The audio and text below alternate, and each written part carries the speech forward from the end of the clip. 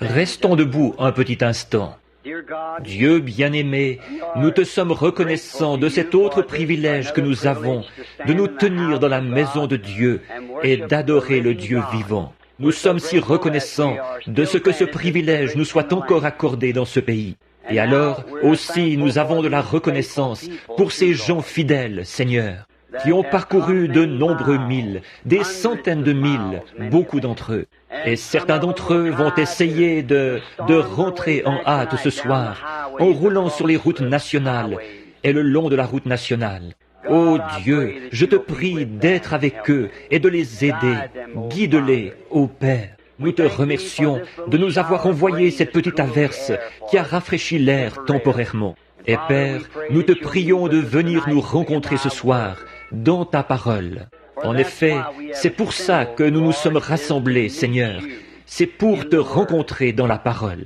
Aide-nous, Seigneur, afin que notre rassemblement soit tellement utile à ton royaume et que nous soyons tellement secourus que nous puissions venir au secours des autres. Accorde-nous ces choses que nous demandons au nom de Jésus. Amen.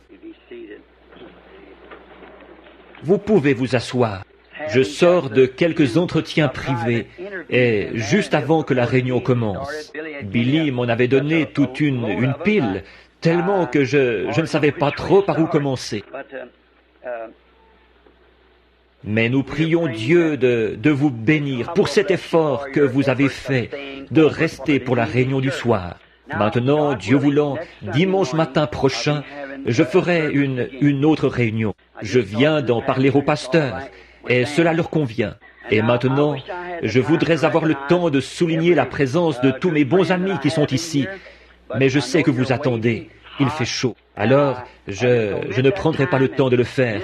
Et je vais me contenter de dire ceci. Que Dieu vous bénisse. Vous savez, je ne connais pas de plus grand souhait qu'on pourrait formuler pour moi que de dire que Dieu vous bénisse. Voyez? S'il fait ça, c'est tout ce qu'il me faut. Juste ça. Je trouve que c'est la plus belle parole du système linguistique. Que Dieu vous bénisse. Et bon, et je sais qu'il le fait. Et comme je le disais à ma femme il y a quelques instants, j'essayais de prendre un bain et je n'arrivais pas à me sécher. Je m'essuyais et après j'étais encore mouillé. Je m'essuyais et je n'arrivais même pas à mettre ma chemise. C'est un peu différent à Tucson. Il fait à peu près 2 fois plus chaud qu'ici, mais ce qu'il y a, c'est qu'on n'a pas de sueur. Il n'y a aucune humidité dans l'air, alors ça s'évapore dès qu'on sort. On met un bassin d'eau là et il n'y en a plus. On ne peut pas transpirer parce que c'est tout simplement absorbé avant qu'on puisse transpirer. On transpire, oui, mais ça ne se voit jamais. Alors ici, j'ai essayé, je me suis donné un mal fou pour me sécher. Alors, et je suis trempé en ce moment. J'étais là-bas dans la pièce et nous y avons fait venir 7 ou 8 personnes, des cas urgents, et qu'il fallait voir tout de suite. Maintenant, la raison pour laquelle je vous retiens ici et que je vous demande de venir, c'est parce que je considère que c'est utile pour nous. Je ne ferai pas ça, mes amis. J'ai trop d'estime pour vous, pour faire ça. Juste de venir pour entendre parler quelqu'un, ou pour écouter ce que moi je pourrais avoir à dire, ou quelque chose. Je ne ferai pas ça. Ce ne serait pas bien. Ce ne serait pas de montrer que je vous aime, juste de venir comme ça. Et je ne crois pas que vous venez, même si je sais que vous m'aimez, comme moi je vous aime. Et alors, je le sais, sinon vous ne feriez pas les choses que vous faites. Alors, j'ai assez d'estime pour vous. Je ne vous garderai pas assis où il fait chaud et tout, comme ceci, si je ne pensais pas que ce serait quelque chose qui puisse vous aider. Aussi, avant de venir, je fais toujours de mon mieux, devant Dieu, pour choisir un petit quelque chose, un passage de l'Écriture, quelque chose, et je demande sa conduite, la dernière chose avant de sortir. Viens au secours, Seigneur Dieu, d'une manière ou d'une autre. Donne tout ce que tu peux à ces chers gens. Et je m'y attends, et je le crois vraiment, que je vais vivre pour toujours avec vous. Je crois que maintenant, c'est le moment le plus court que nous avons, celui où nous sommes ensemble comme ceci. Nous serons ensemble dans l'éternité. Voyez, je le crois. Je crois cela. Et je veux vous aider. Et si je dis quelque chose de mal, le Père Céleste sait que ce n'est pas volontairement que je le fais. C'est que je le fais sans m'en rendre compte. Je le ferai par ignorance. Par conséquent, sachant que vous êtes sous ma responsabilité et à ma charge pour la cause de l'Évangile, je veux toujours vous garder ancré dans les pages de cette Bible. Bien des fois, des gens sont venus me voir et m'ont dit, « Frère Branham, si vous voulez seulement venir ici et dire « Ainsi dit le Seigneur » à mon petit enfant qui est malade, il guérira. Allez là-bas et seulement dire « Il guérira ». C'est tout ce que je veux que vous fassiez. Or ça, c'est noble, c'est beau, combien j'apprécie. Mais vous savez, je ne peux pas faire ça tant qu'il ne me l'a pas dit d'abord. Voyez, je peux prier pour l'enfant, faire tout ce que je peux. Mais voyez-vous, qu'est-ce qui se passerait si j'y allais dans un élan d'enthousiasme et que je disais ça? Voyez-vous, si je disais « Ainsi dit le Seigneur », en réalité ce serait seulement « Ainsi dit mon enthousiasme ». Voyez. Et à ce moment-là, ça pourrait arriver et ça pourrait ne pas arriver. Mais ensuite, qu'est-ce qui se passerait si cette même personne était sous l'effet de mon enthousiasme et que la chose n'arrive pas? Alors, il se pourrait que cette personne se retrouve dans une circonstance où c'est parfois une question de vie ou de mort. Alors, où serait leur confiance? Ils auraient peur que j'ai encore un élan d'enthousiasme, voyez? Donc, quand je le dis, je veux être tout à fait convaincu que c'est exact, parler en connaissance de cause. Et puis, quand il me parle, je peux seulement dire ce qu'il m'a montré. Que ce soit bon ou mauvais, je dois le dire. Et parfois, ce n'est pas agréable de dire ces choses aux gens. Mais pourtant, il est autant de mon devoir de dire aux gens les choses mauvaises qui vont leur arriver qu'il est de mon devoir de leur dire les bonnes choses qui vont leur arriver. Après tout, nous voulons la volonté du Seigneur. Parfois, la volonté du Seigneur va à l'encontre de nos désirs. Mais quand même, si nous voulons la volonté du Seigneur, c'est tout aussi précieux de savoir que le malheur nous arrivera si c'est la volonté du Seigneur. Que ce soit le bien ou le malheur, c'est la volonté du Seigneur que nous voulons voir s'accomplir. Et je sais que c'est comme ça que nous voyons la chose. Bon, je sais que les frères ici, d'habitude, ils prêchent un message de 30 minutes, 20 à 30 minutes le dimanche soir. Et je ne sais pas si je peux arriver à faire ça ou pas. Alors je vais simplement faire de mon mieux. Maintenant, je pense qu'il y aura un service de baptême tout de suite après. On m'a dit qu'ils ont baptisé un grand nombre de personnes ce matin. Il se fait des baptêmes continuellement ici, tout le temps. Des prédicateurs, des méthodistes, des baptistes, des presbytériens, des gens de l'Église de Dieu, des luthériens et quoi encore, qui viennent se faire baptiser au nom du Seigneur Jésus-Christ. Et devant Dieu, quand je devrais comparaître au tribunal du jugement, j'aurai à répondre de cela. Et si j'étais aussi convaincu dans ma pensée du bien fondé de tout dans ma vie, autant que je le suis de cela, je serais prêt pour l'enlèvement à l'instant. Car je sais que c'est la vérité de l'Évangile. Voyez, c'est la vérité. Il n'y a pas un seul passage de la Bible où qui que ce soit ait jamais été baptisé autrement qu'au nom de Jésus-Christ. Le mandat de Père, Fils et Saint-Esprit, c'est seulement « Allez, faites de toutes les nations des disciples, les baptisant au nom du Père, Fils, Saint-Esprit. » Non pas de citer ce titre sur eux, mais de les baptiser au nom du Père, Fils, Saint-Esprit, ce qui est le Seigneur Jésus-Christ. Dans la Bible, tout le monde a été baptisé au nom de Jésus-Christ. Et la Bible dit que quiconque en retranchera une seule parole, ou y ajoutera une seule parole, de quelque manière que ce soit, malheur à eux. Alors, j'ai déjà bien assez à craindre, sans ajouter quelque chose ou retrancher quelque chose de l'Écriture. Ça m'a attiré des ennuis bien des fois, mais je m'en tiens strictement à cela. Il est ma haute retraite. C'est ce qui m'a obligé à me séparer de beaucoup d'amis. Ils ont coupé les ponts avec moi à cause de cela.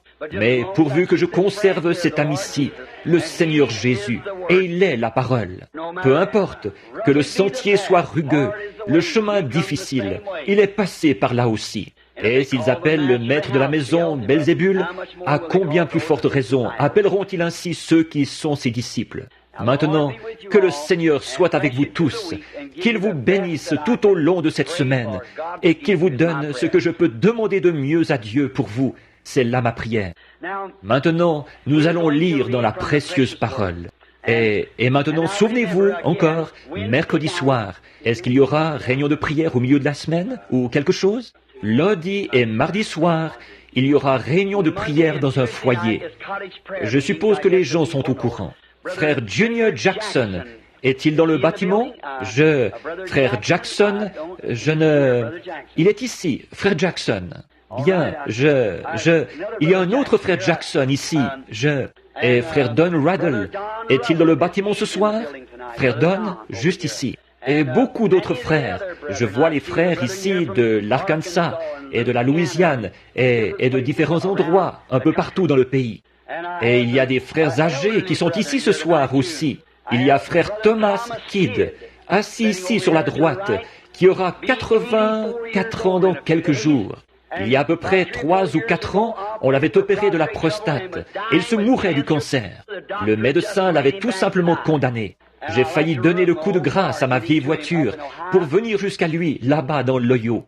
Et le Seigneur Jésus l'a guéri. Il lui a redonné la santé et l'a rétabli. Et le voici, lui et sa petite compagne ce soir. Beaucoup d'entre vous les connaissent. Peut-être que certains ne les connaissent pas. Mais voici un homme et une femme qui prêchaient l'Évangile avant que je sois né. Pensez-y, et moi, je suis un vieil homme, voyez? Alors, je les regarde, et de voir qu'ils sont encore actifs, je reprends courage. Tous, nous connaissons frère Bill Dow, assis ici, au coin. Et, oh, combien nous sommes reconnaissants de toutes les grandes bénédictions de Dieu. Puisse-t-elle continuer à être avec nous jusqu'à ce que cette dernière trompette sonne. Et vous savez, nous serons tous ensemble enlevés à la rencontre du Seigneur dans les airs. Pensez-y, des gens disparus. On ne vous voit plus, mais vous vous rassemblez avec le reste du groupe. Les vivants, qui seront restés pour la venue du Seigneur, ne devanceront pas, ou ne feront pas obstacle, c'est ça le mot, à ceux qui se sont endormis, pas qui sont morts. Non, les chrétiens ne meurent pas. Ils prennent seulement un peu de repos, voyez-vous, c'est tout. Oh là là. Et la trompette de Dieu sonnera, et les morts en Christ ressusciteront premièrement.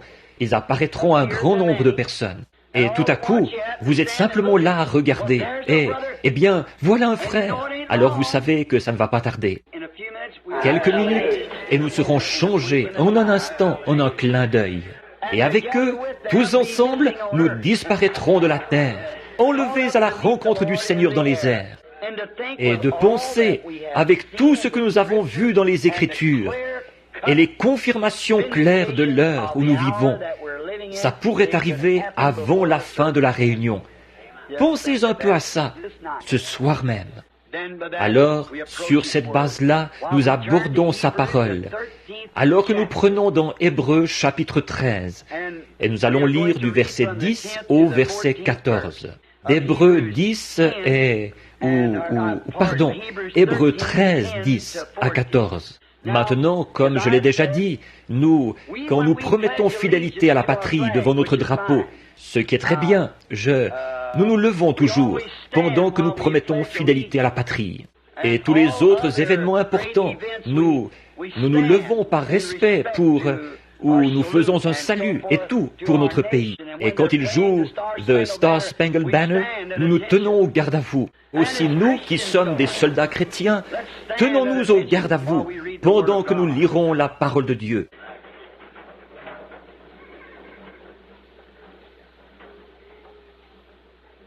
Écoutez attentivement la lecture de la parole. La raison pour laquelle j'aime la lire, mes paroles pourraient faillir, mais pas les siennes. Alors, si je lis sa parole, seulement cela, vous serez bénis. Le verset 10 du chapitre 13 d'Hébreux. Nous avons un autel dont ceux qui font le service au tabernacle n'ont pas le pouvoir de manger. Les corps des animaux dont le sang est porté dans le sanctuaire par le souverain sacrificateur pour le péché sont brûlés hors du camp. C'est pour cela que Jésus aussi, afin de sanctifier le peuple par son propre sang, a souffert hors de la porte. Sortons donc pour aller à lui, hors du camp, en portant son opprobre. Car nous n'avons point ici-bas de cité permanente, mais nous cherchons celle qui est à venir.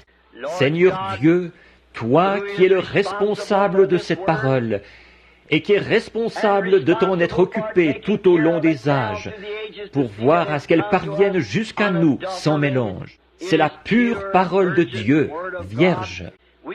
Nous la chérissons tellement dans nos cœurs en ce moment. Romps ce texte, Seigneur, pour nous en donner le contexte ce soir, afin que nous, les enfants de l'homme, nous puissions comprendre ce que Dieu veut de nous, car nous le demandons au nom de Jésus. Amen.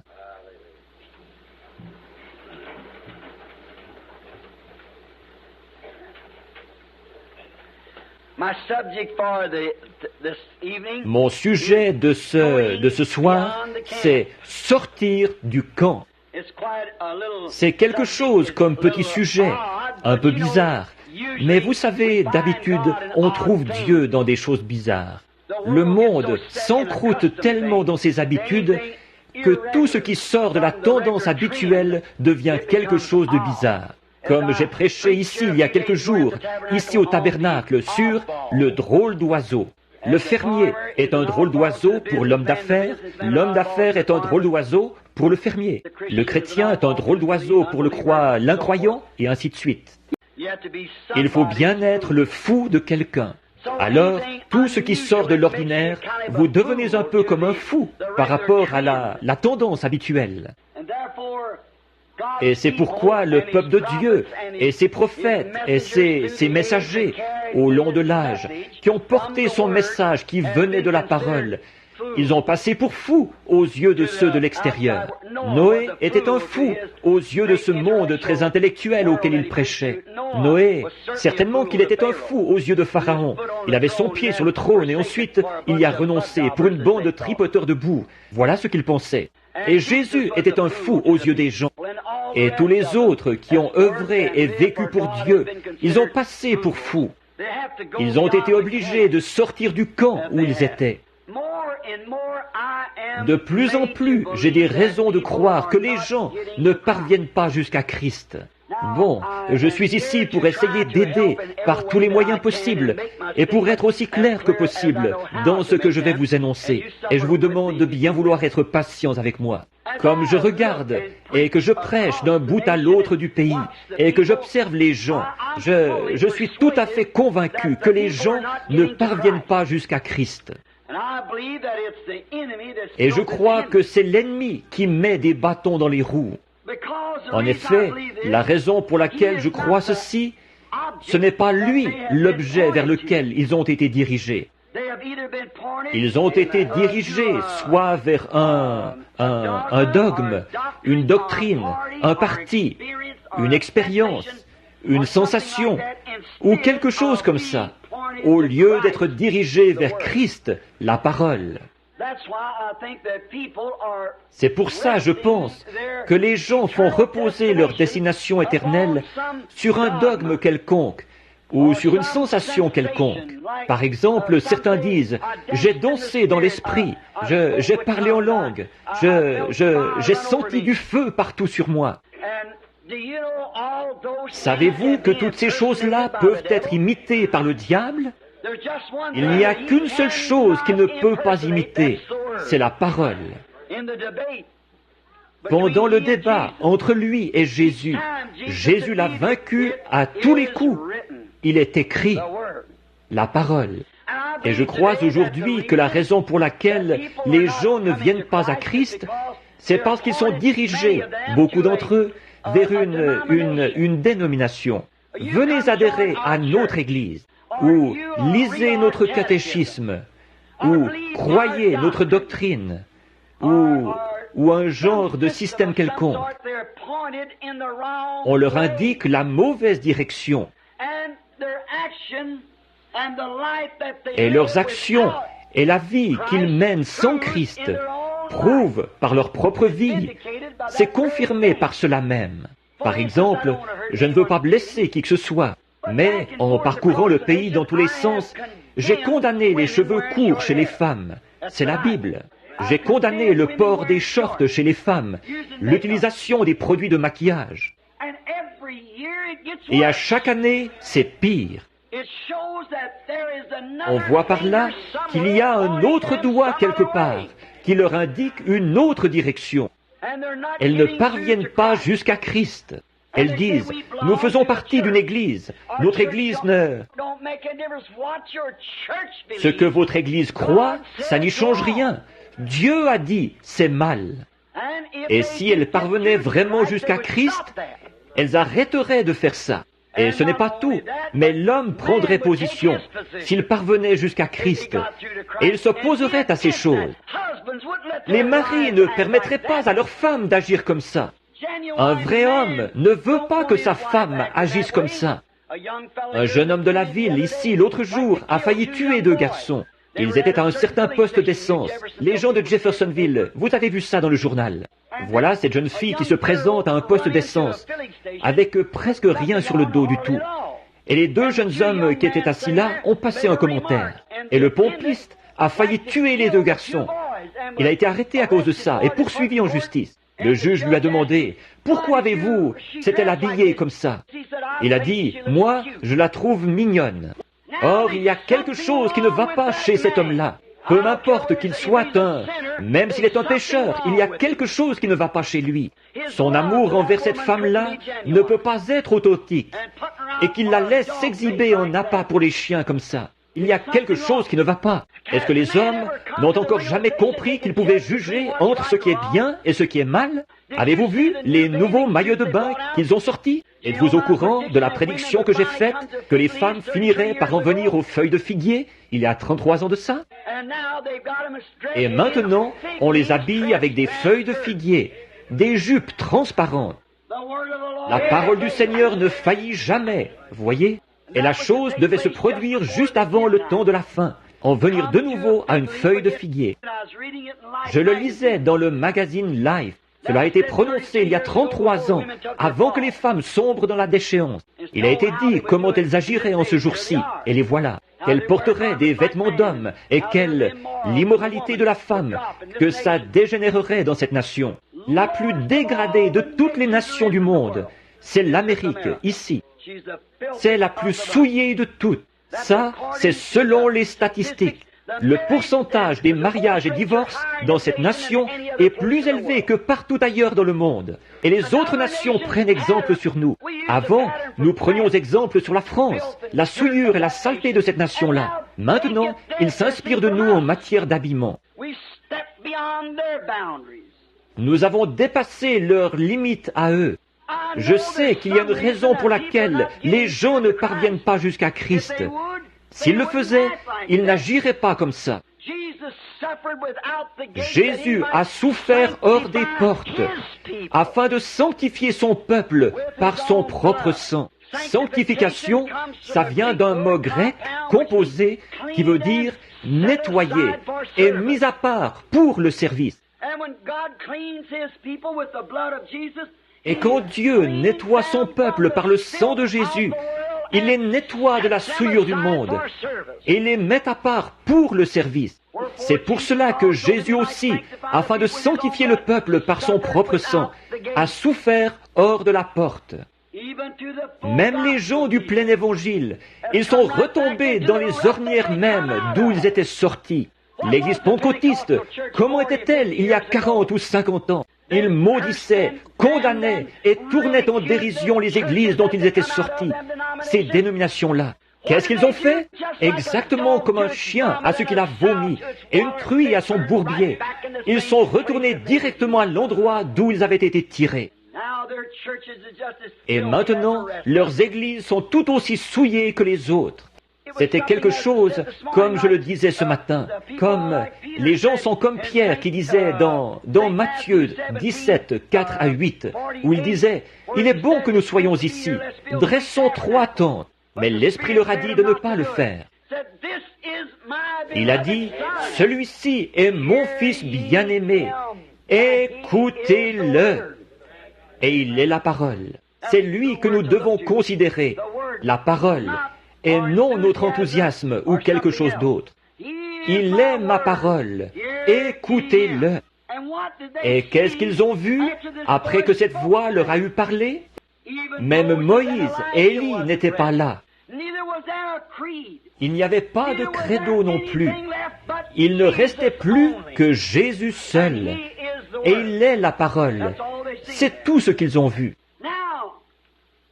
Donc, sortir hors du camp. Nous voyons que sur l'emplacement de leur camp, à l'occasion de cet événement glorieux, là-haut sur la montagne de la Transfiguration, que Pierre a appelé plus tard la Sainte Montagne. C'est là qu'il est venu les rencontrer. Or, je ne crois pas que l'apôtre voulait dire que la montagne était sainte. Il voulait dire qu'il y avait un Dieu saint sur la montagne. Ce n'est pas la Sainte Église.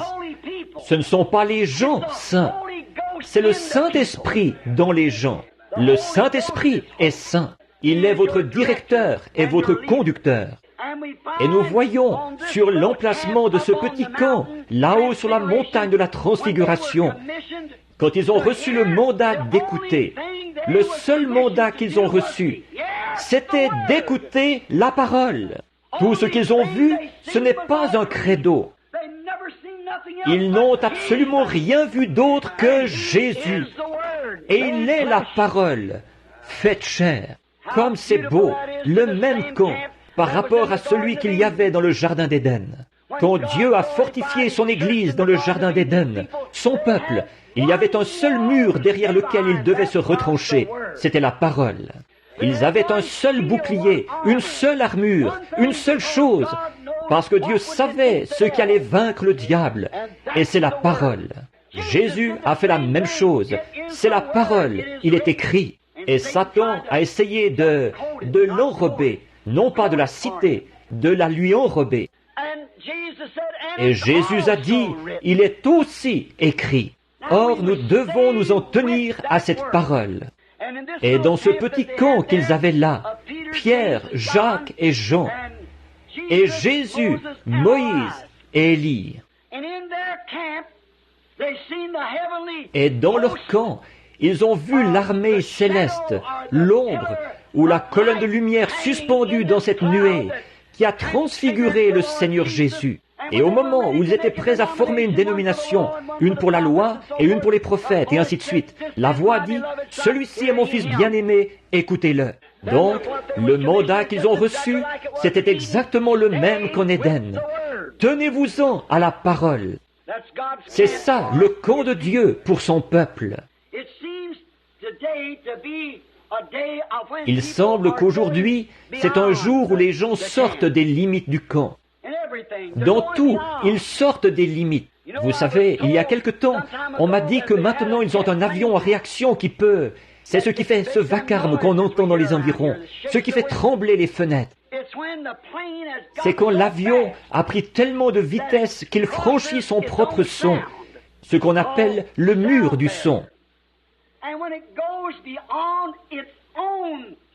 Et quand il franchit le mur de son propre son, il n'y a presque aucune limite à ce qu'il peut faire. Je pense que nous tirons une leçon de là.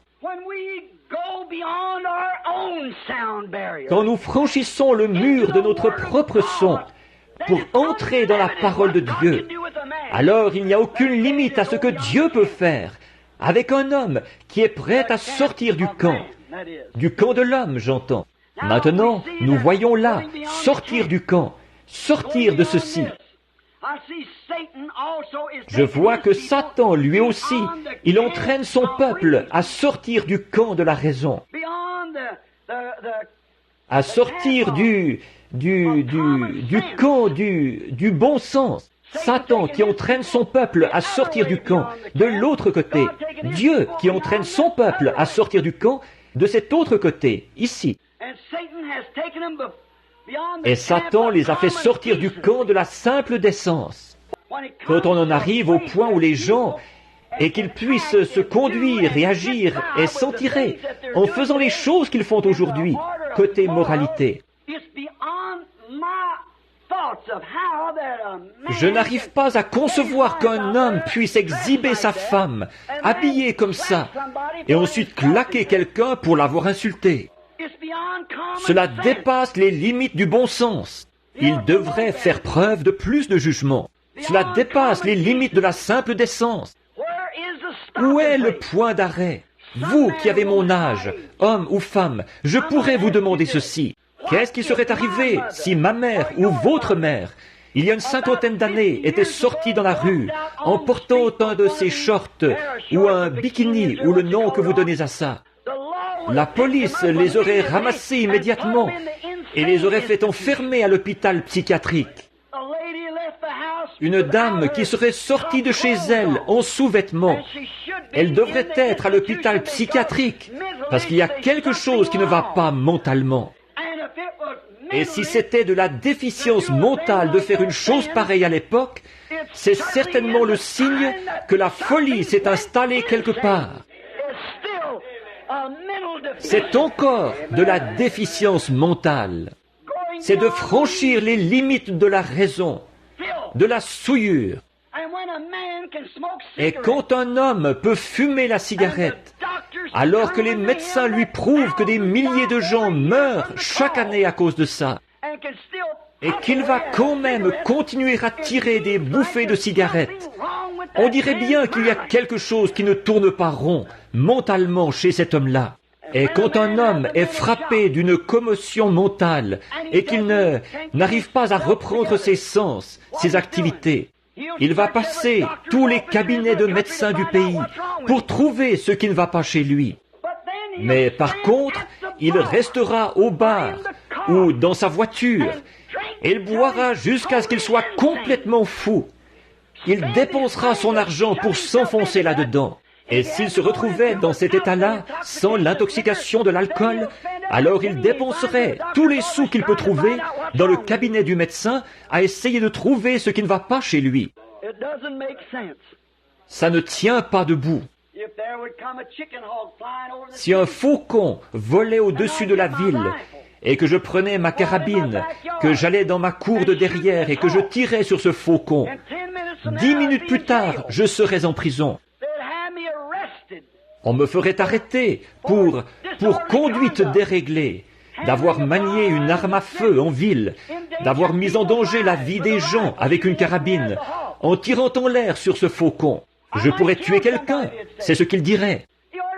Il faut le faire enfermer. Et ensuite, ils vont vendre assez d'alcool à un homme pour qu'il s'enivre, et ils vont l'installer dans une voiture où il pourrait tuer une famille tout entière. Et quand il se fait prendre, il écope d'une amende de $5. Un meurtre avec préméditation. Qu'est-ce qu'il a, ce monde? Il y a quelque chose qui cloche quelque part. Alors, sortir du camp, des limites de la décence, des limites de la raison. Si vous remarquez, nos politiciens d'aujourd'hui ne disent pas un mot sur le sujet de la lecture de la Bible à l'école. Ils ont peur. Ils ne savent pas dans quelle direction le vent souffle. Ils ne savent pas s'ils y perdraient au vote ou pas. Nous avons besoin d'un autre Abraham Lincoln. Nous avons besoin d'un autre John Quincy Adams. Nous avons besoin de quelqu'un qui va prendre position sans se préoccuper de la direction du vent et exprimer franchement ses convictions. Aujourd'hui, un prédicateur dénominationnel, vous aurez beau lui montrer dans la parole la vérité, il ne sait pas quoi faire. Il a peur de perdre son gagne-pain. Nous avons besoin d'hommes et de femmes aujourd'hui qui soient forts dans l'Évangile. Quelqu'un qui va se tenir là et qui exprimera ses convictions, qui indiquera ce qui est bien et ce qui est mal, si c'est la parole de Dieu qui a raison ou si c'est la dénomination qui a raison. Jésus a dit que toute parole d'homme soit un mensonge et que la mienne soit la vérité. Les cieux et la terre passeront, mais mes paroles ne passeront jamais.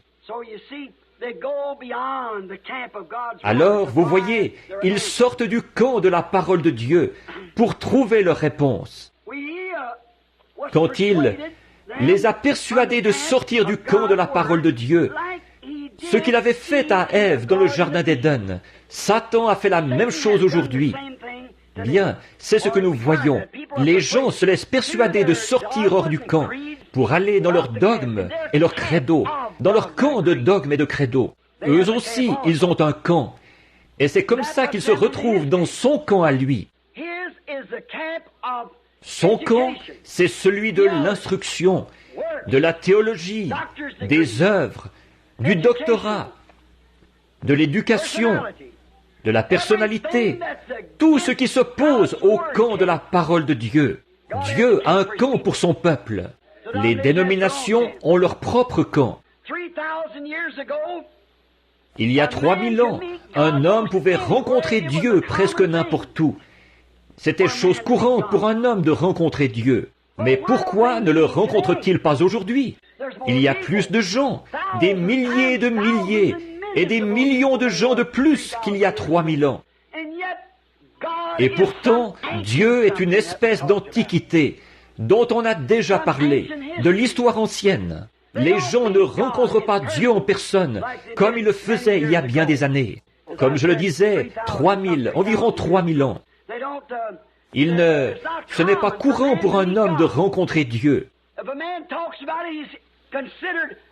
Si un homme en parle, il passe pour un fou, quelqu'un qui a perdu la tête. C'est tellement inhabituel pour eux.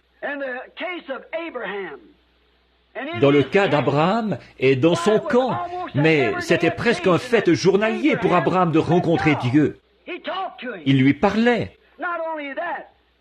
Non seulement cela, mais quand ils sont allés à Guérar faire un séjour là-bas, nous voyons que là-bas, Dieu était dans le camp avec Abimelech, un Philistin.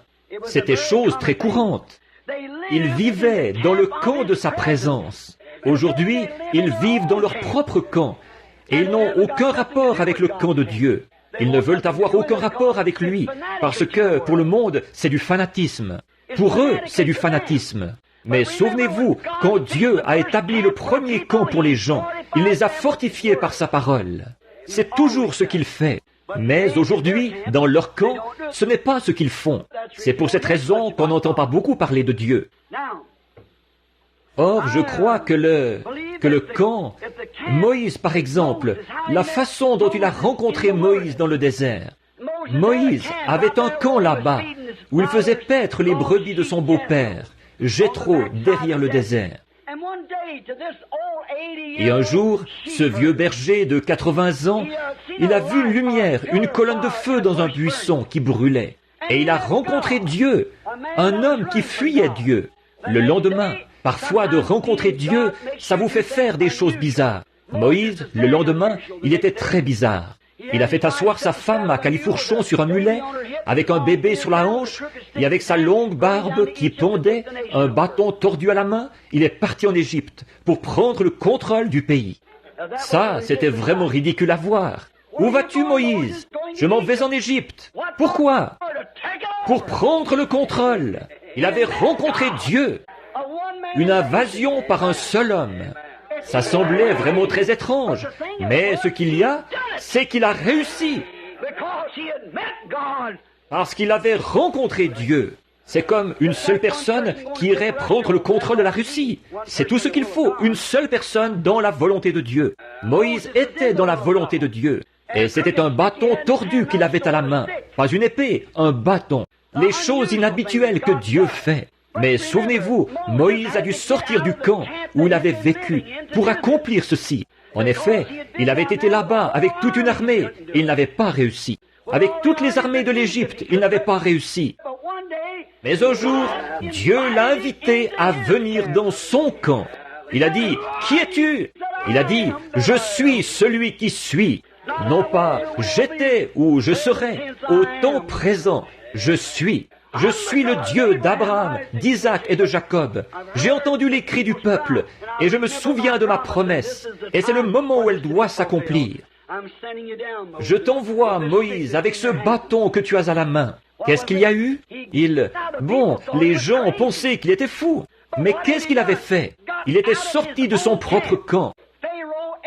Pharaon l'avait instruit pendant 40 ans dans le camp de l'école. Et il avait échoué. Et Dieu a mis un autre 40 ans pour sortir tout cela de lui.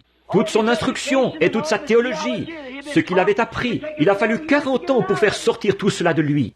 Et ensuite, Dieu l'a utilisé pendant 40 ans. Dieu a beaucoup de mal à préparer son homme. Mais vous voyez, il n'a jamais pu avoir l'emprise sur Moïse tant que Moïse n'est pas sorti de son propre camp fait de main d'homme.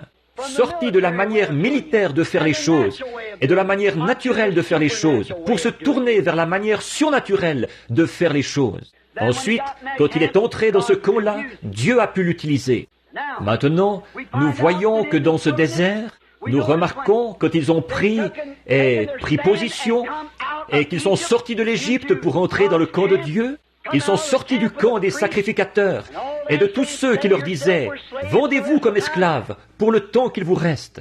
Quand Moïse, le prophète, est venu et qu'il a confirmé que la parole de Dieu était proche, que Dieu, qui avait fait la promesse, était là pour délivrer les gens, ils sont sortis du camp où ils se trouvaient pour entrer dans le camp de la parole promise de Dieu de l'heure. Ils ont cru ce prophète-là, parce que le signe, la confirmation, prouvait qu'il s'agissait précisément de la parole de Dieu. Et les choses qu'il a faites ont prouvé que c'était juste. Et la colonne de feu l'a suivi tout le long du trajet, prouvant qu'il s'agissait de la parole de Dieu. Or, dans ce camp, des miracles, des signes et des prodiges, il y en avait dans ce camp. Ils les ont fait sortir pour les emmener dans le désert. Ils ont quitté leur camp naturel. Ils ont quitté le camp de la boue. Ils ont quitté le camp fait de paille et de briques pour demeurer dans des tentes, là-bas dans le désert, où il n'y avait pas de grain ni rien d'autre. Parfois, Dieu nous demande de faire des choses qui, selon notre façon de penser, sont insensées. Et si jamais vous quittez le camp de votre propre raisonnement, c'est là que vous trouverez Dieu. Remarquez, quand ils sont partis dans le désert, il y a eu des miracles, des signes, quand ils sont passés dans ce camp-là. Maintenant, souvenez-vous, ils ont quitté le camp de l'Égypte et ils sont partis dans le désert avec le camp de Dieu. Comment savez-vous que ça l'était?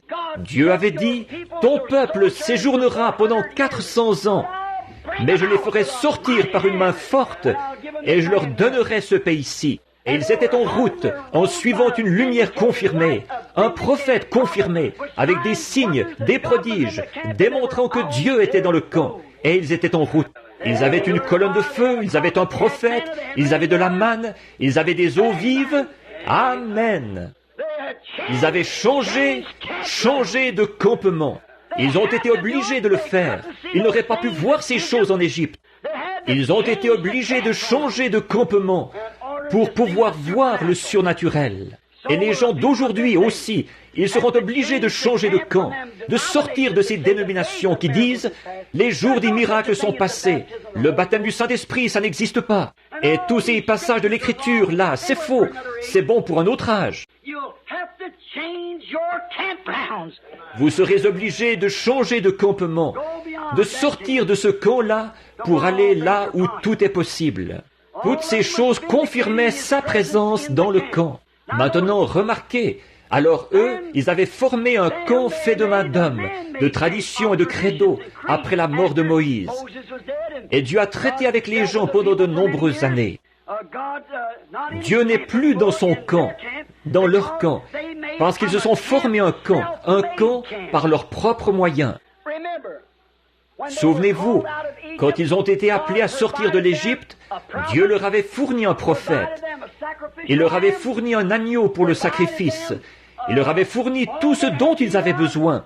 Une parole, un signe, un miracle, un prophète pour les conduire, une expiation pour prendre soin d'eux, la colonne de feu pour les conduire. Et une fois arrivés dans le désert, ils n'étaient toujours pas satisfaits. Ils voulaient avoir quelque chose à faire eux-mêmes. La grâce avait fourni tout cela. Maintenant, ils voulaient avoir quelque chose à faire eux-mêmes. Pour pouvoir former une organisation, faire des histoires, se quereller, s'énerver. Qui allait être le souverain sacrificateur? Et qui serait ceci, cela ou autre chose? Un jour, Dieu a dit, « Moïse, sépare-toi du milieu de ces gens. » Et il les a simplement engloutis lors de la révolte de Corée. Maintenant, remarquez, tous ces signes et prodiges confirmaient sa présence. Ensuite, il s'est formé, l'homme s'est formé lui-même un camp de credo et de tradition, pas le camp de Dieu, de sa parole, un camp à eux. Il a été obligé de se retirer, car il est la parole. Il ne peut pas rester où les gens reçoivent un enseignement qui n'est pas dans cette parole. Dieu ne peut pas rester dans le camp. Il ne peut pas, il ne l'a jamais fait. Il doit rester précisément là où se trouve sa parole. Ensuite, quand il a été obligé de quitter ce camp-là, de tout ce groupe de gens qu'il avait fait sortir de l'Égypte, il est demeuré uniquement avec ses prophètes, à qui sa parole est venue. La parole est venue aux prophètes pour confirmer l'heure. Il demeurait avec les prophètes et il révélait aux prophètes. Comme il prononçait la malédiction sur les gens et prononçait la malédiction sur la chose. Et Dieu leur enseignait ses commandements et comment il fallait vivre. Et les gens s'y opposaient toujours, et ils persécutaient le prophète, et ils finissaient par le lapider ou le scier en morceaux pour s'en débarrasser. Jésus a dit, « Lequel des prophètes vos pères n'ont-ils pas assassiné? Lequel d'entre eux, le juste qui leur avait été envoyé? » Et il a dit, « Vous ferez les œuvres de votre père. » Il ne parlait pas à des communistes, il parlait à des sacrificateurs, des gens des dénominations, des pharisiens et des sadducéens. Je suppose que sa voix n'aurait pas beaucoup changé ce soir. Ce serait seulement un peu pire, peut-être pour eux. Donc, nous voyons qu'ensuite, il est demeuré avec son prophète. Il est alors devenu un étranger pour eux, car il demeure uniquement dans sa parole pour la confirmer. La Bible dit qu'il veille sur sa parole pour la confirmer. Il essaye de trouver quelqu'un. S'il trouve seulement un homme tiède comme Samson, Samson a abandonné sa force à Dieu, mais il a donné son cœur à Delilah. C'est comme ça, très souvent aujourd'hui, que nous faisons. Seulement donner quelque chose à Dieu, mais pas tout. Mais Dieu, il veut tout notre être. C'est comme une police d'assurance.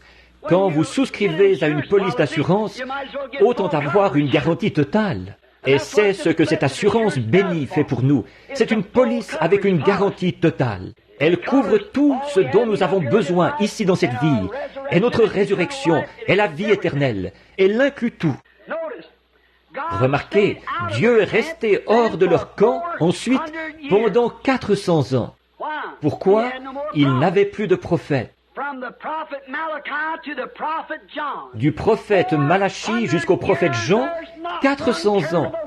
Israël n'a pas fait tourner la roue d'un seul tour. Dieu était en dehors du camp. Il l'avait mis dehors par leur credo et leur égoïsme et leur différend avec la parole. 400 ans sans la parole. D'un prophète à l'autre, il a cheminé jusqu'au dernier prophète qui était Malachie. Et ensuite, il n'y a plus eu de prophète pendant 400 ans. Ensuite, Dieu a fait son apparition de nouveau. Un jour, il a marché parmi eux de nouveau, mais leur tradition avait pris sa place au milieu d'eux, au point qu'il était un étranger pour eux. Les traditions des pères, il y avait le lavage des pas et la façon de se peigner les cheveux et de porter tel bouton sur leur tunique et leurs, bien sûr, vêtements sacerdotaux. Et l'un est un pharisien convaincu et l'autre est un sadducéen. Et tout cela avait remplacé la parole parmi ces hommes-là, si bien que, quand Dieu les a visités, ils leur étaient étrangers. Permettez-moi de dire ceci avec amour et avec respect, mais pour bien me faire comprendre. C'est pareil aujourd'hui. Ça n'a pas changé du tout. Quand il vient au milieu des gens par sa puissance et sa manifestation, pour prouver que sa parole est la même hier, aujourd'hui et pour toujours, puisqu'il est la parole.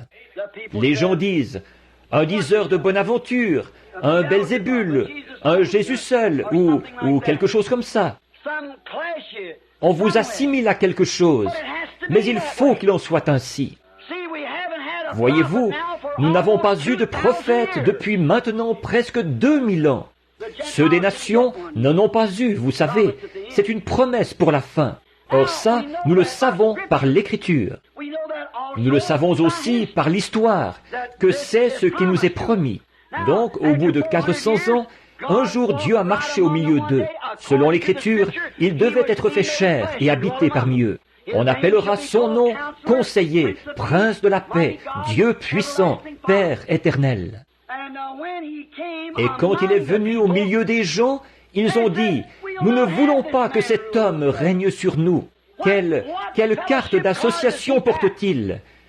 Quelle dénomination l'a envoyé? Il n'avait aucune collaboration.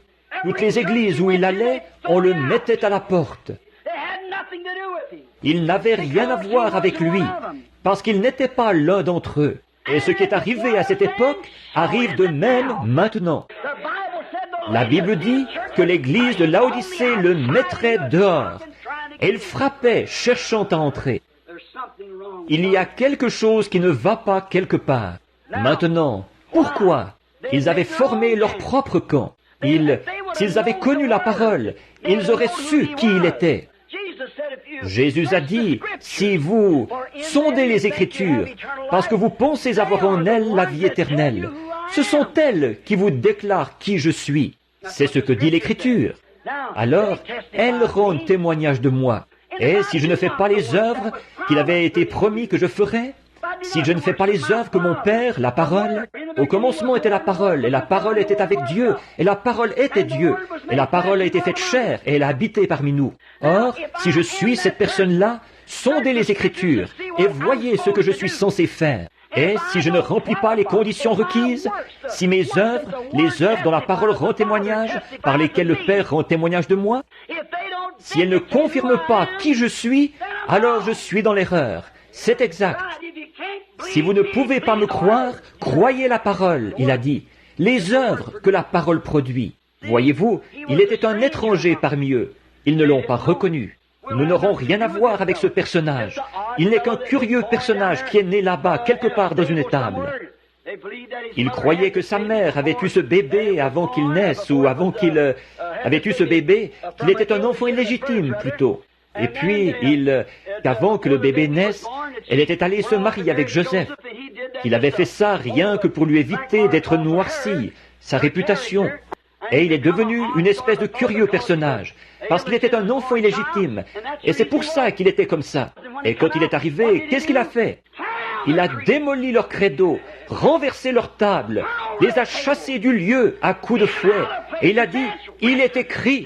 Amen. Avec ça, ils auraient dû savoir qui il était. Il est écrit. Eh bien, il ne voulait avoir aucun rapport avec un personnage comme celui-là. Mais tout au fond de leur cœur, ils savaient qui il était, car Nicodème l'a déclaré ouvertement. Rabbi, nous les pharisiens, nous savons que tu es un docteur venu de Dieu, car personne ne peut faire les choses que tu fais si Dieu n'est avec lui. Alors, pourquoi ne le confessait-il pas? C'est parce que leur camp avait établi sa frontière, ce qui lui fermait l'accès au camp, ce qui empêchait quiconque de sortir pour aller vers lui. Ils avaient leur propre camp. Il est venu de nuit, quand la porte, en fait, était fermée. Mais il a vu que c'était possible pour lui de le rencontrer quand même. Oui, c'est pareil maintenant. Il est devenu un inconnu, un étranger. Ils n'y comprennent rien. Pourquoi y aurait-il ceci et pourquoi y aurait-il cela? Alors que la parole elle-même rend témoignage que ceci, c'est exactement ce qui est censé être fait en ce jour. Nous en avons parlé, et maintes fois, mais c'est la vérité. Pour eux, dans leur camp, il était un fanatique, un violateur de leur tradition, un trouble-fête dans leurs églises. En fait, rien qu'un diseur de bonne aventure, un spirit, ce qu'on appelle Belzébul. Voilà ce qu'il était. Et je crois que s'il venait au milieu de nous aujourd'hui, il serait la même chose pour nous. En effet, nous avons une tradition, nous avons une dénomination, nous n'arrivons même pas à nous entendre entre nous. Pourquoi? Il n'y a qu'un lieu où les hommes arrivent à s'entendre, c'est sous le sang versé. Et le sang a été versé comme germe de vie pour féconder cette semence, la parole. Sans cela, nos barrières dénominationnelles vont toujours tenir les gens éloignés. Mais il serait un étranger aujourd'hui. On dirait la même chose de lui. On agirait envers lui. On l'expulserait du camp.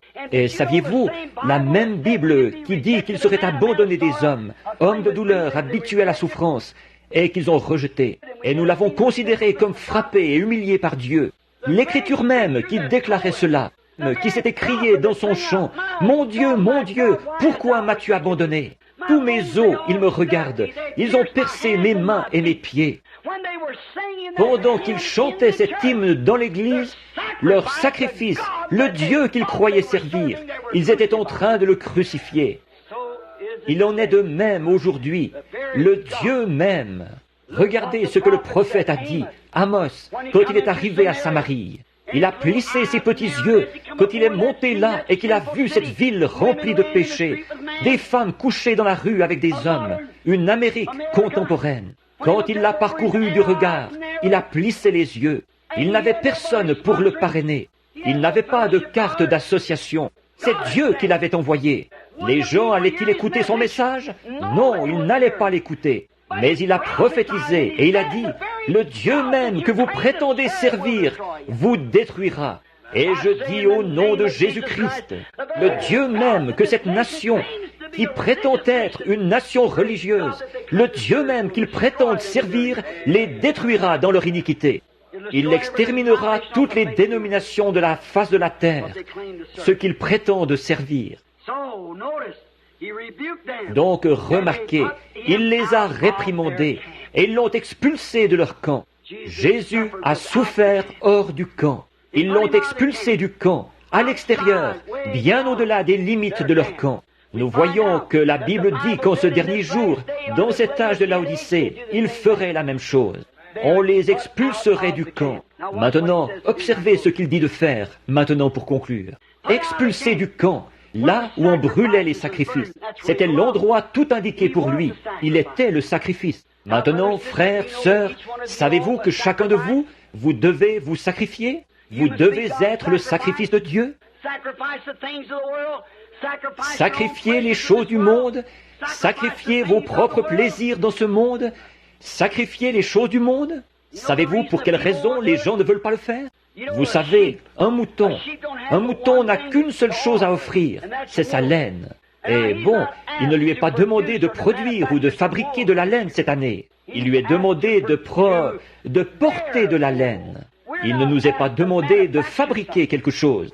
Il nous est demandé de porter le fruit de l'esprit. C'est-à-dire que ce qu'il y a à l'intérieur du mouton, ce qu'il est à l'intérieur, c'est ce qui produit la laine à l'extérieur. Et quand un homme a Christ à l'intérieur, c'est ce qui le rend semblable à Christ à l'extérieur. Ce n'est pas quelque chose d'artificiel, de fabriqué. Eh bien, nous voyons qu'à ce moment-là, quand Christ revient, comment est-ce qu'on le traite? Exactement comme au commencement. Il en a toujours été ainsi. Alors, il les a tellement réprimandés qu'ils les ont expulsés de son camp et ils l'ont traité comme un pécheur. Et effectivement, il est devenu péché pour nous. Maintenant, après des centaines d'années, oui, presque 2000 ans, il a visité leur camp de nouveau, conformément à sa parole promise, qui disait qu'il le ferait au dernier jour. Il a visité le camp de nouveau. Il a visité le camp pour manifester cette parole aujourd'hui, tout comme il a visité à cette époque-là et qu'il l'a fait à l'époque de Moïse. Ce n'était pas Moïse qui faisait ces choses. Moïse était un homme, c'était Christ. Considérez Joseph, sa vie, aimé de son père, haï de ses frères parce qu'il était un voyant. Et ils l'ont haï sans raison. C'était leur seule raison de le haïr. Un type parfait d'aujourd'hui, tout à fait. L'Église, de nouveau, ils haïssent ce qui est spirituel. Et nous voyons qu'il a été vendu pour presque 30 pièces d'argent. On le pensait mort. Il a été sorti de là et mis en prison, comme Jésus l'a été sur la croix. Un homme a été perdu et un homme a été sauvé. Et il a été retiré de là pour aller à la droite de Pharaon. C'est exactement ce qui est arrivé à Jésus. Il y a eu David qui a passé dans les rues en pleurant, un roi rejeté. Et il s'est assis sur la montagne en pleurant sur Jérusalem. Ce n'était pas David. Le fils de David, quelques centaines d'années plus tard, s'est assis sur la même colline et il a pleuré parce qu'il était rejeté comme roi parmi son propre peuple. C'est Christ toujours. Et aujourd'hui, alors qu'il est prophétisé que Christ doit venir dans le camp, savez-vous ce qui s'est passé? Il arrivera exactement ce qui est arrivé à l'époque. Il faut que ce soit comme ça pour accomplir ce que la parole ici promet qu'il fera. Maintenant, souvenez-vous, Christ était là dans l'âge de Noé. C'était Christ, Jésus-Christ le même hier, aujourd'hui et pour toujours. La parole de l'heure, rejetée. Remarquez, et sa prophétie d'Apocalypse 3, trouvant, quand il est venu en ce dernier jour, comme il avait prophétisé qu'il allait venir en ce dernier jour. Et dans quel état qu'il trouvait l'église de Laodicée? Riche, n'a besoin de rien, et assise en reine, et ne connaît pas de chagrin. Et on l'a expulsé de l'église. On n'avait pas besoin de lui. Il est sorti hors du camp de nouveau. Mais ce qu'il y a, c'est qu'elle ne savait pas qu'elle était nue, aveugle et misérable. Elle ne le savait pas. De nouveau, s'il revenait de nouveau, exactement tel qu'à l'époque, il réprimanderait toutes les femmes qui portent des shorts. Il réprimanderait toutes les femmes aux cheveux coupés, tous les visages fardés, tous les hommes qui s'abaisseraient au point de permettre à leurs femmes de faire ces choses. Il le ferait encore. Il démolirait aussi toutes les dénominations qui existent et détruirait tous les credos qu'on aurait. Croyez-vous qu'il le ferait? Certainement qu'il le ferait. C'est exact. Qu'est-ce qu'il ferait de lui? Il l'expulserait du camp. C'est sûr qu'il ne collaborerait pas avec lui. Non, monsieur. Maintenant, nous le retrouvons en ce jour-ci, comme la Bible a dit qu'il le serait, expulsé du camp. En effet, il demeure toujours le même, la parole, le même hier, aujourd'hui et pour toujours. Ils ne veulent pas de lui. Ils l'ont rejeté de nouveau avec leurs conseils. Aujourd'hui, ils préféreraient, comme ils l'avaient fait à l'époque, quand il est passé en jugement. Aujourd'hui, alors que la parole passe en jugement, qu'est-ce qui s'est passé? Ils ont rejeté de nouveau, comme ils l'avaient fait à l'époque, et ils ont accepté un Barabbas, un meurtrier, plutôt que Christ. Le Conseil ferait la même chose. Et aujourd'hui, parce qu'ils ont rejeté la parole et la confirmation parfaite de l'heure, ils se sont vendus et ils ont préféré un Barabbas, le Conseil mondial des Églises, un meurtrier de la parole. Il renie sa parole, renie son baptême, renie sa puissance, renie ses signes. Et encore une fois, par un credo ou une tradition, de porter son col tourné vers l'arrière et tout. En se forgeant des credos et tout, ils essayent par des bonnes œuvres. Ils n'avaient pas été destinés à la vie au départ. Ils n'avaient rien en eux pour croire. Celui qui me connaît mon Père. Et comme le Père m'a envoyé, moi aussi je vous envoie. Le Dieu qui a envoyé Jésus a accompagné Jésus. Il était en lui. Et le Jésus qui vous envoie vous accompagne. Il est en vous. Celui qui croit en moi fera aussi les œuvres que je fais. Allez par tout le monde et prêchez l'Évangile à toute la création. Qu'il soit noir, jaune, blanc, brun, quoi qu'il soit. Voici les signes qui accompagneront ceux qui auront cru. Jusqu'où? Par tout le monde et à toute la création. Un jeune prédicateur baptiste, il n'y a pas longtemps, à Tucson, il est venu me voir en disant « Frère Branham, voici votre problème. Vous essayez de faire de cet âge un âge apostolique. » Il a dit « Un âge apostolique pour aujourd'hui, ça n'existe pas. L'âge apostolique est terminé. » J'ai dit « Il est terminé? Je ne le savais pas. » Il a continué « Eh bien, il l'est. » J'ai dit « Vous en êtes sûr ?» Il a dit « Bien sûr que j'en suis sûr. » Il a dit « Très bien, j'ai dit, qu'est-ce qui vous fait croire qu'il est terminé ?» Il a dit « C'était pour les apôtres. » J'ai dit « Le jour de la Pentecôte, Pierre a dit, croyez-vous sa parole ?» Oui, monsieur. Il a dit « Repentez-vous, chacun de vous, et soyez baptisés au nom de Jésus-Christ. » Car cette promesse est pour vous, pour vos enfants, pour les enfants de vos enfants, et pour ceux qui sont au loin, en aussi grand nombre que le Seigneur notre Dieu les appellera. Cette même promesse, nous devons revenir à elle. Le docteur Simon-Pierre a rédigé une ordonnance. La Bible dit, n'y a-t-il point de baume en Galade? N'y a-t-il point de médecin? Eh bien, vous savez, si vous prenez l'ordonnance d'un médecin, quand il découvre une maladie dans votre corps et qu'il rédige cette ordonnance, vous faites mieux de la faire exécuter, de trouver un vrai pharmacien qui va l'exécuter telle qu'elle est rédigée. En effet, il doit mettre telle quantité de poison et telle quantité d'antidote, la quantité que votre système peut supporter. Vous voyez, elle a déjà été éprouvée, elle a fait ses preuves, et vous devez prendre cette ordonnance-là. Sinon, si vous laissez un charlatan modifier ça, quelqu'un qui ne sait pas comment doser ce médicament-là correctement, il va vous tuer. Et si c'est trop faible, ce qu'il met dedans, ça ne vous fera aucun bien. Voilà le problème chez beaucoup d'entre vous, les médecins. Vous modifiez l'ordonnance. Pierre a dit, je vais vous donner une ordonnance perpétuelle, pour vous, pour vos enfants, et pour ceux qui sont au loin, en aussi grand nombre que le Seigneur notre Dieu les appellera. Non pas, venez adhérer, mais repentez-vous, chacun de vous, et soyez baptisés au nom de Jésus-Christ, pour la rémission de vos péchés, et vous recevrez les résultats. Amen, le Saint-Esprit. Car la promesse, cette ordonnance, est pour vous et pour vos enfants. Maintenant, certains d'entre vous, les charlatans, cessez de rédiger ces ordonnances falsifiées. Voyez, vous tuez vos fidèles. Oui, c'est pour cette raison qu'ils n'arrivent pas à recevoir le vrai. Oui, vous savez, cette même ordonnance, la façon dont le médecin s'y prend pour trouver son médicament.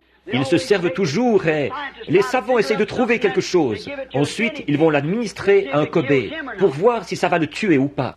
Et puis, vous savez, le médicament, il y a un risque à courir. Vous pourriez retrouver la santé, mais ça pourrait aussi vous tuer. Voyez-vous, parce que tout le monde n'est pas comme un Kobe, peut-être. Mais cette ordonnance-ci, ce qu'il y a, c'est qu'elle convient à tous. Et puis, tout médecin vraiment compétent qui a beaucoup de foi dans son médicament, il ne demandera pas à quelqu'un d'autre. Certains d'entre eux sont tellement dégonflés, ils vont l'administrer à un prisonnier condamné à perpétuité et le relâcher s'il y survit, lui faire prendre l'ordonnance. Mais dans ce cas-ci, nous avons eu un vrai médecin. Il est venu et il a pris lui-même l'ordonnance. Voyez, je suis, non pas je serai, je suis la résurrection et la vie, dit Dieu. Celui qui croit en moi vivra, quand même il serait mort. Et quiconque vit et croit en moi ne mourra jamais.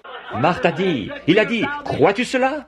Elle a dit, oui Seigneur, je crois que tu es le Christ qui devait venir dans le monde. Les autres auront beau te traiter de tous les noms, moi je l'ai vu. Au calvaire, il a pris lui-même l'injection. Et le matin de Pâques, la mort n'a pas pu le retenir. Je suis la résurrection et la vie. Ils lui ont injecté la mort, mais il est ressuscité, triomphant de la mort, du séjour des morts et de la tombe. Il a pris lui-même l'injection, et il a envoyé des médecins qui avaient la révélation de qui il était, pour qu'ils rédigent une ordonnance. Qui dit-on que je suis, moi, le Fils de l'homme? Pierre a dit, tu es le Christ, le Fils du Dieu vivant. Il a dit, tu es heureux, Simon, maintenant tu as compris. Je te donne les clés du royaume. Ce que tu liras sur la terre, je le lirai dans le ciel. Si tu délies quelque chose sur la terre, je le délierai dans le ciel. Quand les gens ont vu tout ce qui se passait, ils ont dit, que pouvons-nous faire pour recevoir cette inoculation? C'est là qu'il a lu l'ordonnance. Il a dit, maintenant je vais rédiger une ordonnance. Elle est pour vous, pour vos enfants et pour ceux qui sont au loin, en aussi grand nombre que le Seigneur notre Dieu les appellera jamais. Ne modifiez pas l'ordonnance, vous mourrez. Ils l'affaiblissent tellement aujourd'hui, si bien que ce n'est que de l'eau dénominationnelle. C'est exact. Un liquide d'embaumement qu'ils injectent dans un homme mort pour qu'il soit encore plus mort. Oh, mes frères, il y a une véritable onction. Elle sert à la guérison de l'âme. Seulement, ne modifiez pas l'ordonnance. Prenez l'ordonnance exactement telle qu'elle est rédigée. Dieu est obligé à sa parole. Il n'est pas obligé au credo, au dogme ou à la dénomination. Il est obligé à sa parole. Suivez l'ordonnance, c'est le départ, la base. Commencez, vous vous êtes engagé alors et vous êtes prêt à vous mettre à l'œuvre. Remarquez, hors du camp. Aujourd'hui, ils ont choisi un Barabbas. Alors que l'Évangile a sillonné le monde d'un bout à l'autre, de grands signes et prodiges ont accompagné le réveil. Mais au lieu d'entrer et de passer à l'action, ils s'associent avec Barabbas. Plutôt que d'accepter ces absurdités et tout, dans notre Église, nous garderons le même style que les autres. Maintenant, Rome et tous les autres, ils se sont rassemblés, un Barabbas. Remarquez, à ce moment-là, nous sommes dans ce grand camp-là.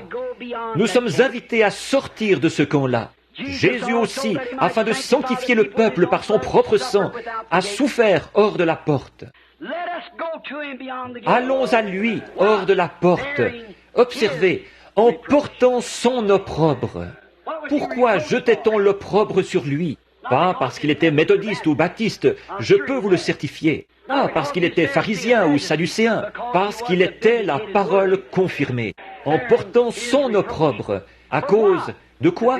De la parole confirmée. C'est exact, c'est ce qu'il a fait. Il a dit, si je ne fais pas les œuvres de mon Père, ne me croyez pas. Si je ne suis pas la réponse à toutes les questions des Écritures. Le Jésus du Nouveau Testament, c'était le Jéhovah de l'Ancien. Tout à fait exact. Je crois, comme je vous le disais ici, il y a quelque temps, ou quelque part à une réunion. Ce n'était peut-être pas ici. Le Jéhovah de l'Ancien Testament est le Jésus du Nouveau. Vous vous souvenez quand j'étais à la chasse à l'écureuil ce matin-là, et qu'il y a eu ces 3 grandes tiges-là, qui ont tout abouti au même endroit là-bas, sur la montagne. J'étais là à regarder ça. Je me suis approché et j'ai enlevé mon chapeau. J'ai déposé ma carabine, je suis monté. Et une voix qui a secoué les bois a dit, « Le Jésus du Nouveau Testament est le Jéhovah de l'Ancien. Reste fidèle. » Aussi, un peu plus bas, c'est là que les écureuils étaient apparus, alors qu'ils avaient été créés, alors qu'il n'y en avait aucun là. Voyez, c'est la vérité, ça. Voyez, c'est la vérité. Alors Dieu, devant qui je me tiens, sait que c'est la vérité. C'est exact, c'est la vérité. Au Kentucky même, il y a des gens assis ici même ce soir qui étaient présents quand c'est arrivé de nouveau. La même chose, oui. Nous savons que c'est la vérité, le Jésus de l'Ancien Testament. Comme quand les Chinois ont commencé à s'installer ici, ils ne savaient ni lire ni écrire notre langue, mais c'étaient de très bons blanchisseurs. Alors on allait à la blanchisserie chinoise. Ils se procuraient simplement des petites étiquettes toutes blanches. Ils ne pouvaient pas lire quoi que ce soit. Et ils savaient que s'il écrivait quelque chose, vous ne pourriez pas le lire. Alors, quand vous vous présentiez là, ils prenaient simplement ce petit bout de papier blanc, quelque chose un peu comme ceci, disons, ici, et le déchiraient d'une certaine manière, comme ça. Bon, ils vous remettaient un bout de papier et ils gardaient l'autre bout de papier. Ensuite, quand vous retourniez chercher votre linge, ils disaient « Montrez-moi votre bout de papier ». Ils les prenaient, s'ils correspondaient, ça y était. Vos vêtements sales, vous les repreniez nettoyés. Et Jésus a correspondu à chaque prophétie. Chaque facette du Jéhovah de l'Ancien Testament, c'est le Jésus du Nouveau. Il a correspondu en tout point. Permettez-moi de dire ceci, avec la crainte de Dieu et avec respect, mais avec amour, mais avec sincérité, en sachant à quoi m'en tenir. Le message de cette heure a correspondu en tout point à ce que la Bible avait annoncé pour cette heure. Maintenant, si vous avez des vêtements sales, apportez-les. Oui, avez-vous été lavé dans le sang de l'agneau? Remarquez, en portant son opprobre, parce qu'il était la parole confirmée. C'était comme ça à l'époque, c'est pareil maintenant. Il est le même hier, aujourd'hui et pour toujours. Hébreux 13, 12 et 13. Nous voyons Hébreux 8, 13, 8 aussi. En portant sa honte de l'Évangile, en portant son nom, il a dit « Je suis venu au nom de mon Père ». Le nom du Père, qu'est-ce que c'est? Il est venu au nom de son Père. Il a dit « Je suis venu au nom de mon Père et vous ne m'avez pas reçu ». Eh bien, le nom du Père, qu'est-ce que c'est? Vous devriez le savoir, je pense. Voyez? En portant l'opprobre de la parole. Elle était toujours emportée hors de leur camp. Ils la mettaient à la porte. On rira et on se moquera de vous. Et aujourd'hui, quand j'ai commencé à parcourir le pays, je ne parle pas de moi, je vous en prie, n'allez pas penser que c'est quelque chose de personnel. Mais mon temps est écoulé, et j'ai une dizaine de pages ici. Vous pouvez voir ce qu'il reste ici. Voyez, bon, de mes notes. Mais écoutez, au début, en commençant, avez-vous remarqué Jésus au début, quand il a commencé? Oh, le jeune rabbin. Oh, il était un homme formidable.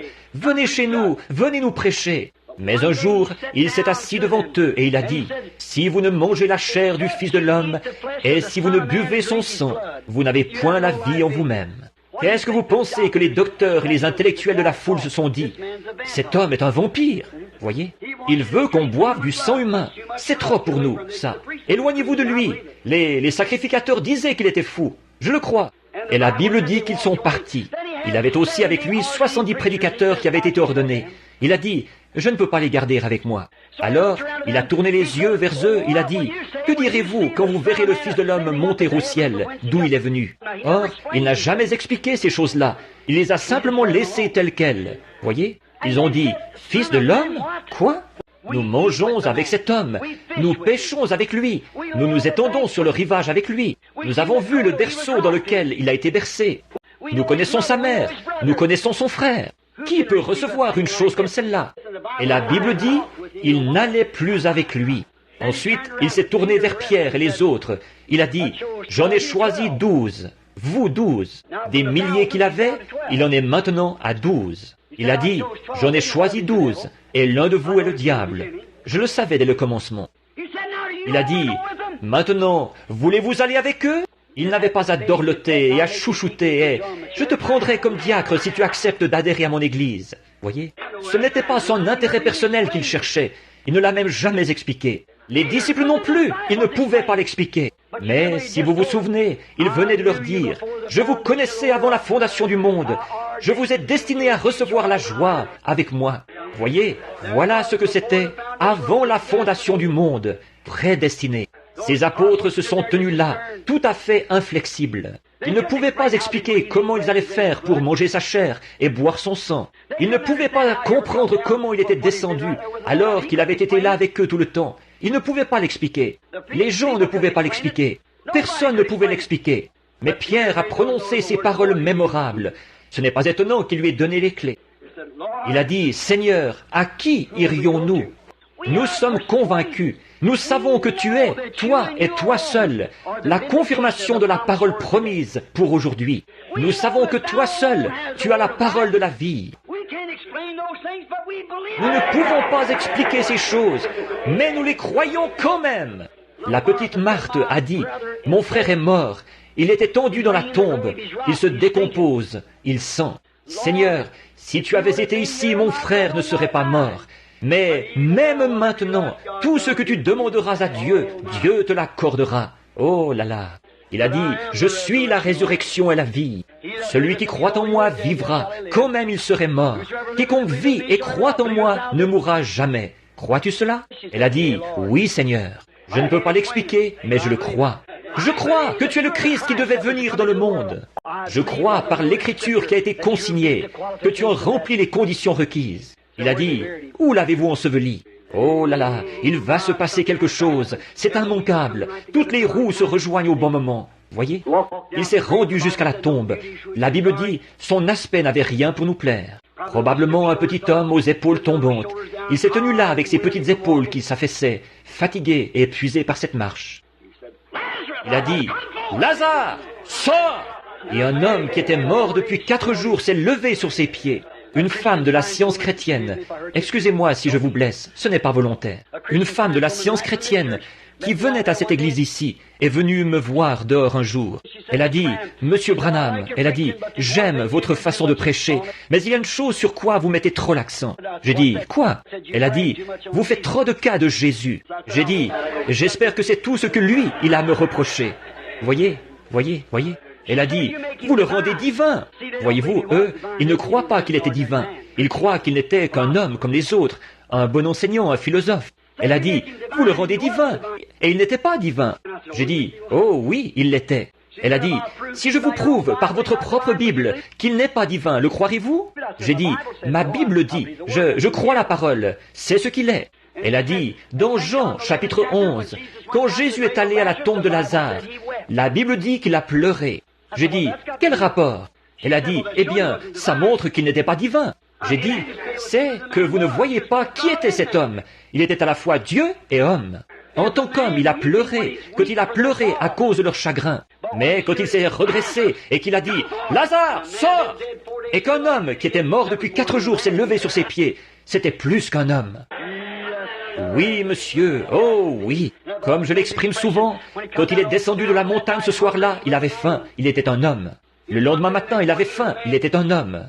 Mais quand il a pris 2 petits pains et 5 poissons, et qu'il a nourri 5000 personnes, qu'on a rempli 7 paniers, c'était plus qu'un homme. Oui, monsieur. Il était un homme sur la croix quand il s'est écrié « Mon Dieu, m'as-tu abandonné ?» Quand il s'est écrié « Donnez-moi à boire » et qu'ils lui ont donné du vinaigre avec du fiel, il était un homme, il pleurait.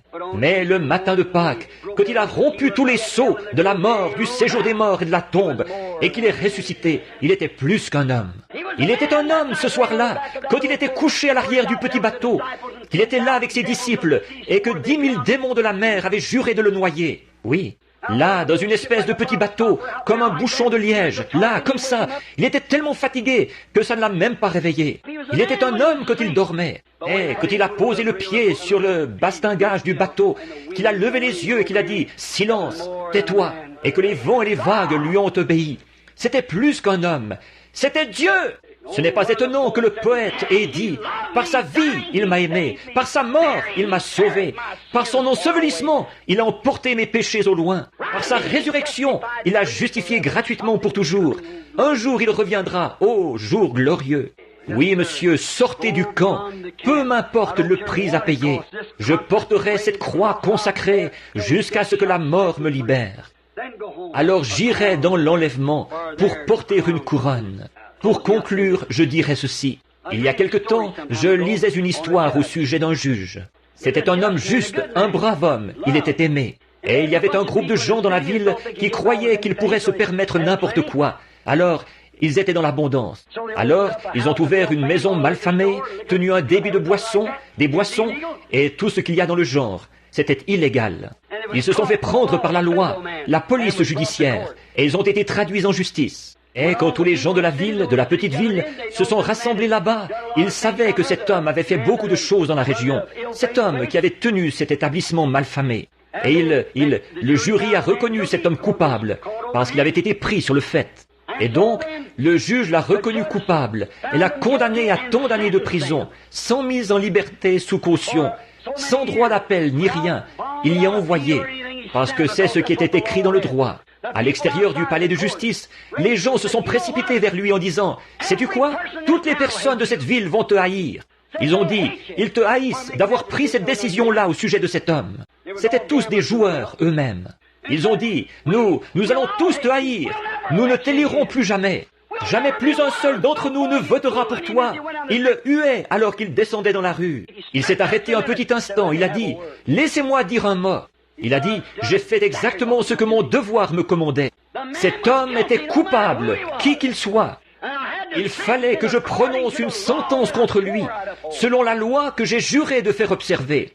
Il a dit « Tu es haï dans cette ville. » Il a dit « Mais je suis beaucoup aimé chez nous par les miens. » Nous pourrions penser la même chose, si vous me permettez l'expression. J'ai défendu ce pourquoi j'ai été sauvé, faire observer la parole de Dieu. Je sais que les dénominations me haïssent à cause des choses que je dis, mais je suis beaucoup aimé dans sa maison, parmi son peuple. Prions. Seigneur Jésus, il se peut que nous soyons haïs du monde, mais nous sommes aimés du Père. Aide-nous, Dieu bien-aimé. Aide ces gens, afin que chacun d'eux, Seigneur, que tes bénédictions reposent sur eux.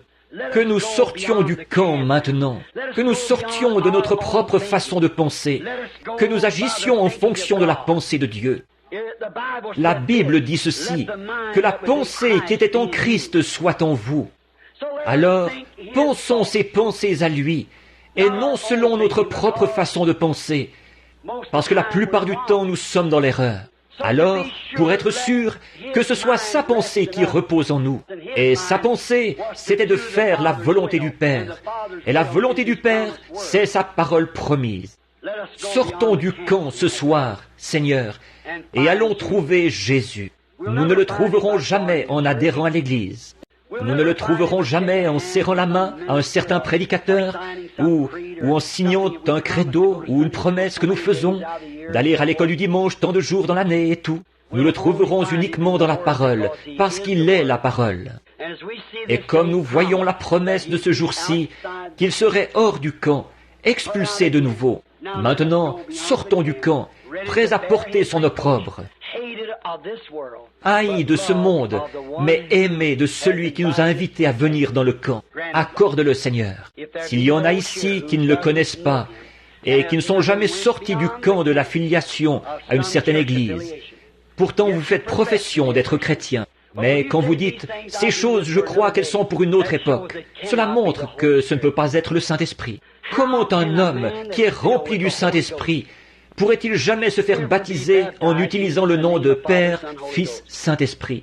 Alors que Paul, le grand apôtre, a dit « Si un ange descend du ciel », vous l'avez peut-être fait à un moment donné, par ignorance. Ces gens-là l'avaient fait par ignorance, dans Acte 19.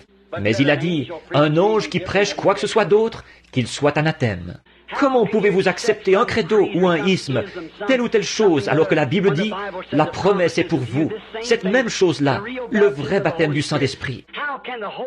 Comment le Saint-Esprit, qui a écrit la parole, peut-il être en vous à renier la parole? Comment peut-il renier, alors que le Saint-Esprit lui-même a dit « Si qui que ce soit ajoute une seule parole à ceci, ou en retranche quoi que ce soit, je retrancherai sa part du livre de vie ». Alors, comment le Saint-Esprit peut-il retrancher quoi que ce soit à la parole, ou ajouter quoi que ce soit à la parole?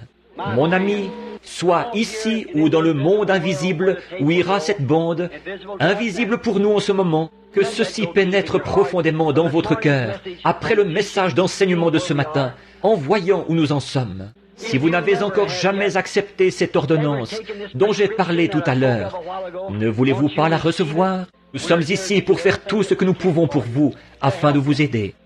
Je suis seulement un témoin. Je fais seulement de la propagande. Comme nous avons à Louisville en ce moment le Congrès démocrate du Kentucky. Ils sont en train de bâtir la plateforme électorale de leur candidat. Moi aussi, je baptise une plateforme pour mon Seigneur. Ne voulez-vous pas le recevoir ce soir, qu'il soit à vous, avec nos têtes inclinées et nos cœurs aussi en ce moment? Voulez-vous simplement lever vos mains et dire à Dieu, « Pas à moi, je ne suis qu'un homme. » Levez vos mains vers Dieu et dire, « Oh Dieu, sois miséricordieux envers moi. Je veux réellement toutes ces choses dont on m'a parlé. Je veux sortir du camp. On dira ce qu'on voudra, ça m'est égal. Que Dieu vous bénisse. Oh, regardez les mains, regardez les mains. Je veux sortir hors du camp. Peu importe le prix qu'il me faudra payer, je prendrai ma croix et je la porterai chaque jour.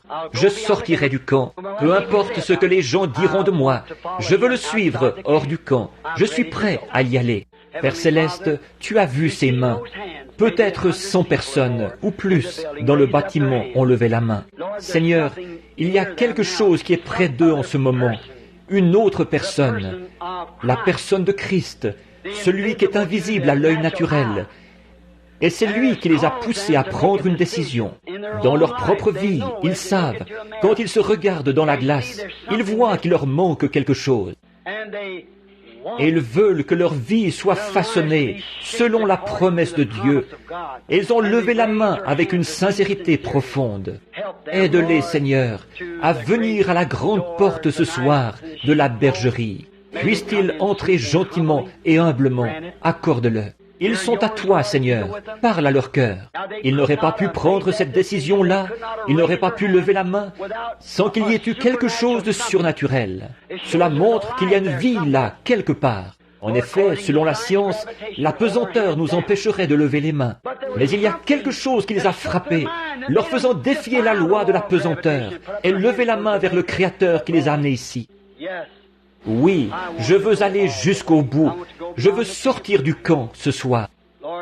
Seigneur, le baptistère est prêt pour la première démarche après la repentance. Ensuite, c'est d'être baptisé avec une promesse de recevoir le Saint-Esprit. En ces derniers jours, un appel à revenir à la foi originelle, l'ordonnance originelle. Nous voyons trop de gens qui sont éloignés de Christ, qui se meurent pour avoir pris ces autres ordonnances, faites de main d'homme. Elles peuvent faire très bien l'affaire dans leur dénomination, mais Seigneur, je veux ton ordonnance à toi. C'est toi notre médecin. Il y a un médecin, il y a un baume en Galade. Il y a un médecin qui est ici ce soir pour guérir toutes les âmes qui sont malades à cause du péché, pour guérir tous les êtres physiques. Grand médecin de tous les âges, grand créateur des cieux et de la terre, viens maintenant, s'il te plaît, au milieu de nous et parle-nous, au nom de Jésus-Christ. Pendant que chacun prie dans son cœur, Seigneur Jésus, aide-moi en ce moment. Et si vous n'avez jamais été baptisé et que vous êtes convaincu, je n'ai pas prêché sur le baptême, mais que vous êtes convaincu que vous devriez vous faire baptiser du baptême chrétien, la seule manière dont tout chrétien, qu'est-ce qui se passerait si vous arriviez là-bas, baptisé d'une autre manière? Alors que ce même Jésus a dit, celui qui retranchera une seule parole, ou ajoutera une seule parole, la part de celui-là sera retranchée du livre de vie. Jésus l'a dit, et il a dit, toutes les Écritures sont inspirées et doivent s'accomplir. Maintenant, vous savez ce qu'il en est. Qu'est-ce que vous allez en faire? Si vous avez seulement eu une sensation ou quelque chose, je crois aux sensations. Si vous avez seulement dansé dans l'esprit, parlé en langue, ça aussi j'y crois. Mais si vous n'êtes pas allé plus loin et que l'esprit que vous avez en vous vous dit de ne pas suivre la parole, alors que vous savez qu'elle est juste, il y a quelque chose qui ne va pas avec cet esprit-là. Ce n'est pas le Saint-Esprit, c'est impossible. Voyez-vous, il identifierait sa propre parole. Ça, vous le savez. Préparez à venir maintenant pendant que nous prions. Jésus de Nazareth, approche-toi maintenant et parle à chaque cœur. Je te les confie. Puisse-t-il être, toutes ces mains, ce sont des trophées du message, Seigneur, venant de toi et de ta grande et auguste présence qui est avec nous en ce moment. Et sensible à l'esprit peut détecter que tu es ici. Cette impressionnante atmosphère sacrée. Accorde-le, Seigneur, à l'instant, au nom de Jésus-Christ. Avec nos têtes inclinées, s'il y a des hommes ici qui voudraient se faire baptiser au nom de Jésus-Christ, qui veulent se repentir, qui veulent rechercher le baptême de l'Esprit, il y a une pièce disponible à ma gauche. Pour les femmes, c'est à droite. Il y aura quelqu'un là pour vous donner des directives. Il y a des vêtements de baptême prêts, tout. Maintenant, pendant que nous gardons la tête inclinée en chantant. I can hear my